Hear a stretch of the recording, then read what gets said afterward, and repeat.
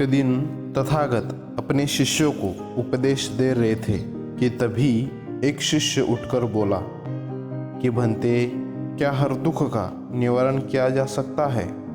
महात्मा बुद्ध बोले, यह सत्य है कि हर दुख का निवारण है।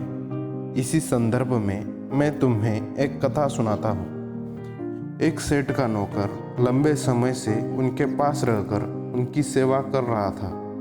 वह बड़ा ईमानदार था, साफ सफाई का पूरा ध्यान रखता था।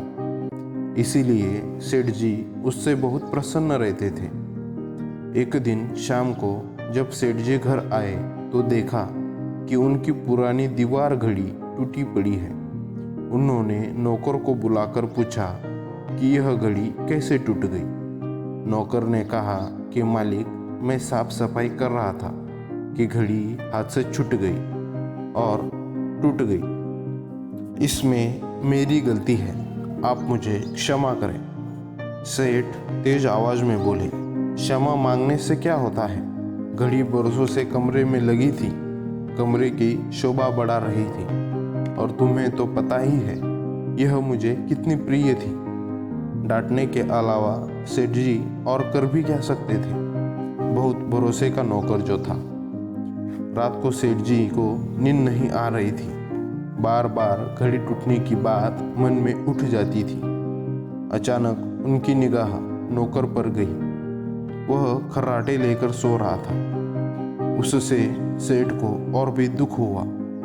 मालिक के नुकसान का उसे जरा भी ख्याल नहीं। सेठ की आकुलता और नौकर की निराकुलता सेठ की बेचैनी और बढ़ा रही थी।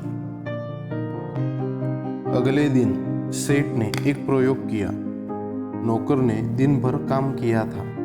शाम को सेठ ने उसे बड़े प्यार से बुलाया और कहा, देखो, कल नुकसान हो गया। इससे मेरा मन खिन्न हो गया था। इसीलिए मैंने तुम्हें कल डांट दिया था, पर यह तो कल की बात थी। आज मेरा मन प्रसन्न है। तुम मेरे साथ इतने दिन से हो, इतना अच्छा काम करते हो। कल ही मेरे मन में आया था कि तुम्हें मेरी सेवा के बदले कुछ इनाम में दिया जाए। सोचता हूँ कि क्यों न यह घड़ी ही तुम्हें दे दी जाए, पर क्या करें, वह तो तुम्हारे हाथ से टूट गई। यदि नहीं टूटी होती तो आज वह तुम्हारी होती। यह कहकर सेठ तो उस रात बड़े आनंद से सो गया, पर नौकर सारी रात करवटें बदलता रहा। बार बार उसके मन में एक ही बात आती कि अगर घड़ी नहीं टूटी होती तो वह आज मुझे मिल जाती। कथा सुनाकर महात्मा बुद्ध बोले कि अब शायद तुम समझ ही चुके होंगे कि लोभ ही दुख का सबसे बड़ा कारण होता है।